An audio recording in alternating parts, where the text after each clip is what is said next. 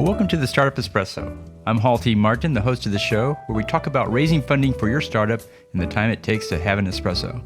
I hope you enjoy this episode. Hello, this is Hall T. Martin with the Startup Funding Espresso, your daily shot of startup funding and investing. There's risk in startup investing, as most investments don't pay a return to the investor. In running an angel network, one must take steps to mitigate liability. It's a best practice to have all members sign liability waivers stating they understand the risk of startup investing and they take responsibility for it. The waiver should indicate that each member makes their own investment decisions and the angel group is not recommending any startup for investment.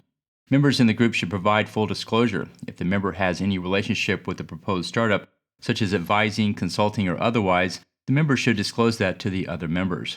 Each member can decide for themselves how that impacts their investment decision. In syndicating deals to other groups, an angel network should have those groups sign liability waivers, indicating that each investor is responsible for their own due diligence. And finally, most startups are raising capital from angel investors who are doing so under an SEC exemption. The angel group should have written confirmation from the members indicating they are accredited investors. Take care to cover these areas of liability for your angel network. Thank you for joining us for the Startup Funding Espresso, where we help startups and investors connect for funding. Let's go start up into the day.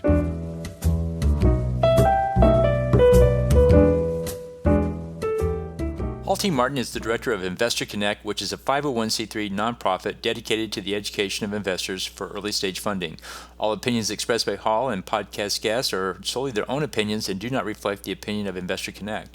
This podcast is for informational purposes only and should not be relied upon as a basis for investment decisions.